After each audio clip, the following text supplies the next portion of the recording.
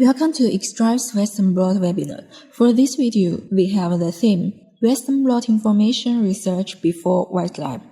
So many of you may have a question, why we must search information of target protein before white lab?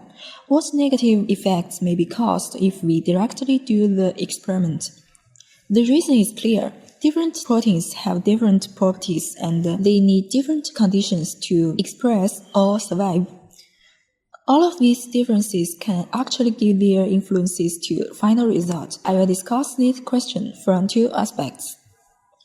The first part is proteins have its own property diversity. Diversity means differences. As these 4 points are listed here, no matter in expression levels, molecular weight, or protein structure, differences among different proteins are generally exist. For example, small protein molecules run fast, while large molecules run slowly. It is necessary to have an essential understanding of the target protein to make an efficient protocol. Another point is induction condition. Some proteins need specific condition to activate the expression step. You will finally get nothing if the experimental condition doesn't match with the protein's requirement. The last factor is the presence of splice variants, such as post-transcriptional or translational modifications, also may give contribution to bind result. Then the second part, I will discuss the potential effects caused by protein property. The molecular structure decides its chemical property, while the property then decides the protein function. The protein works, makes an effect, and we will see the result presented in bands. Here I will introduce 3 typical situations.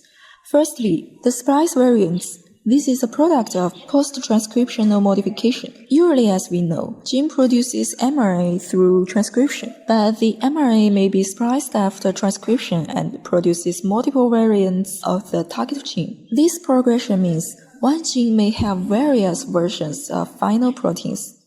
When we detect the expression level, multiple binds may occur in result, and in incubation step, all the splice variants may be detected if the antibody can identify their common sequence, while only specific variants may be detected if the antibody has high specificity to specific variants. The second example is induction condition. This is easy to understand. If your target protein needs stimulation to activate, but you ignore this prerequisite, no protein will be expressed and there will be no relative band. The third example is phosphorylation modifications.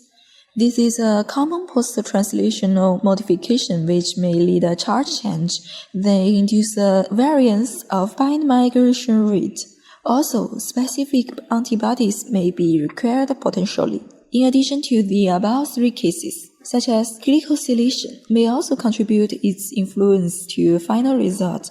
All of these properties we need to consider when we making the protocol. So where can we find this information? Here I will introduce 4 useful database websites. UniProt. It's the database with the most abundant information and resources now you can find.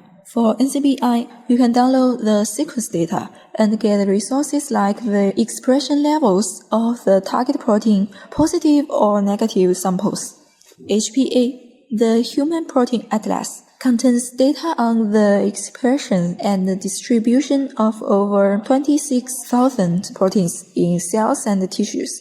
And Phosphocyte Plus includes post-translational modifications of proteins, the expression conditions, and the abundance of modified proteins, stimulation method, and more. Okay, I will finish here. Welcome to our official website to get more biological lab skills. Thanks for your watching.